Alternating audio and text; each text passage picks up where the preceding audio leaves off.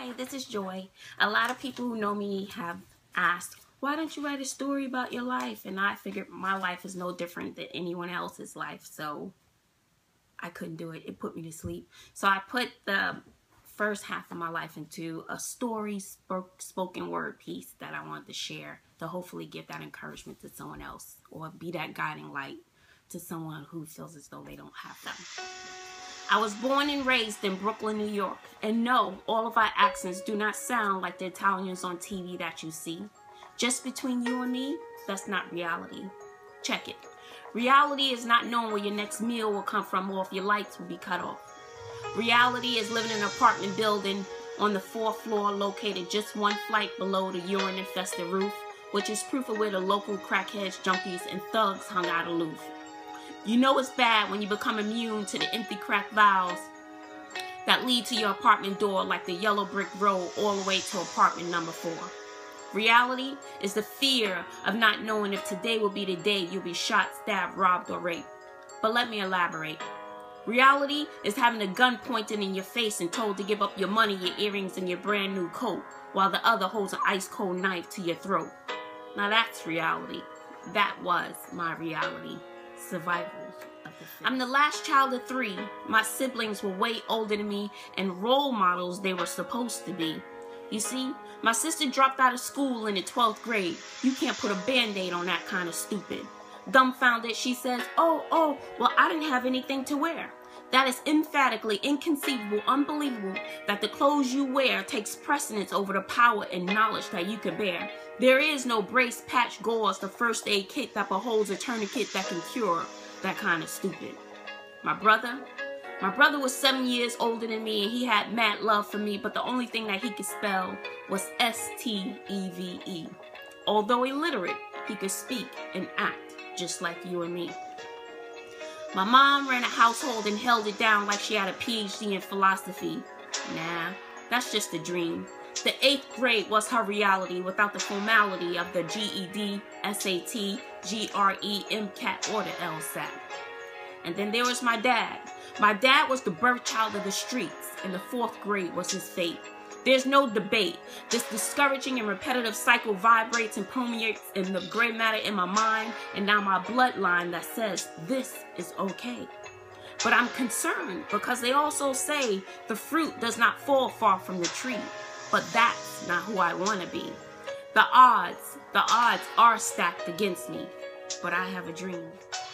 Sitting on a sofa, watching a show on our Sears floor model TV with a makeshift wire coat hanger antenna pointed at me. I look over at my father to see him nodding on the sofa. Nah, not nod like sleep, but nod from the euphorical and insatiable craving you get from crack, dope, meth, uppers and downers, all mixed into a deadly cocktail of stupid. Irritated, I get up and go to my room that I share with my brother and sister, only to catch her sweating and sucking on a glass pipe chasing a costly high that'll never be caught. Crack is whack. Whitney Houston said that best. My brother looks lazily over at me, slowly exhales a thick cloud of smoke that makes me choke. Weed I don't need, so I grab my book. I sit in the hallway and I read. I read so I can have a different dream of reality. I read for a better life so one day I can take flight. I feel sick. So mama asks, Joy, are you gonna stay home from school? I say, nah, I have no interest in looking at these fools. School became my reality and my drug because a thug I will never be. On graduation day, proudly dressed in my cap and gown, I hand my mama my diploma, a diploma she never had. Mama, this is for you, I say. She cried tears of joy because her baby made it. She fought against all the odds and vehemently refused to relinquish her power of choice to the discouraging and repetitive cycle of educational abandonment. Just like David against Goliath, she stood firm and annihilated the family cycle of illiteracy, obliteration, eradication, extermination of a fallen legacy, extinction. A celebration is ensued and I need my birth certificate, a piece of paper that identifies me. A piece of paper I've never seen and is nowhere to be found because I've looked all around. I go to the courthouse to request a copy and it's still nowhere to be found. No record of me? Who am I? Dazed, The clerk says, "Baby, I think you should go home and talk to your mother." Mama, am I adopted?" I say. "No, baby, sit down." She hands me my birth certificate, a single piece of paper that identifies me but was nowhere to be found because I looked all around. I look down and say, "Mama, they have the wrong name here for Daddy. That's not Daddy's name. That's not his name." Then it hits me. It hits me like a ton of bricks. It hits me like Mike Tyson or Floyd Mayweather hitting an unprepared opponent that is now dazed and confused, defeated. "Daddy is not my father," I say. She says, "No, baby." You see, the man who raised me was a career criminal, murderer, and a calculating thief. While doing a 5 to 10 year bid, my mom eventually decided to move on without scorn, and I was born. My biological father turned his back on me and did not want me, see me, or have anything to do with me. I refuse to surrender to that pain. I stand up tall and hold my head up high because I am somebody. That's all right, Donna, because I don't want you either. My mama has enough love for me. I know I am somebody. But that love mama had for Daddy always baffled me. He was crooked, a liar, and a compulsive cheater. But she loved him in spite of his flaws, which enabled his claws to dig into her soul that became cold when she noticed white patches in her mouth called thrush. She was later told she had the deadly disease that never disappears, dissipates, nor fades, called AIDS. No, not my mama. Not my mama. She never cried in front of me. She was my warrior. She was my strength. She was the glue that kept the family together. She was the other half of my heartbeat.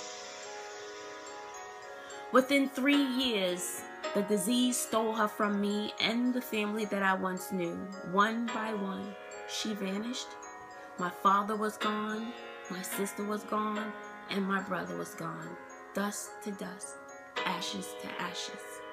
I was alone, overwhelmed with a tangible pain that became too much to bear, despair with no sight of repair, inundated with unwavering and unyielding thoughts of suicide plagued my mind like water flowing through a river, or how air fills every square inch of my lungs, but I can't breathe. Time stopped. I no longer wear a watch. I can't bring back the dead, nor can I go back in time. Her chest no longer rises with life, and mine is at half-mast. 20 years later, and I still wear no watch. The pain I felt then is the pain I still feel. I miss you, Mama. Now, I'm a mama to 3 kids she never had a chance to meet. But when my first was born 10 years after her death, I received a mystery gift. It was a gift from my mama. A gorgeous blanket she secretly crocheted for her future grandbaby. A blanket she gave to her friend to save just for me. In her death, she still touches my soul and lets me know she loves me, she's thinking about me, and she still believes in me. My heart is at half-mast, and I miss you so much, Mama. I beat the odds, Mama. I eradicated, annihilated, and obliterated the shackles of illiteracy like the Terminator. You see, reading became my escape and my reality. Reading saved my life, Mama. I did it. I got my bachelor's degree. I got it just for you because I am somebody, and I'll always be your baby girl who held her head up high and fought a good fight when there was no positive guiding light. Now, there will be new fruit to fall from my tree.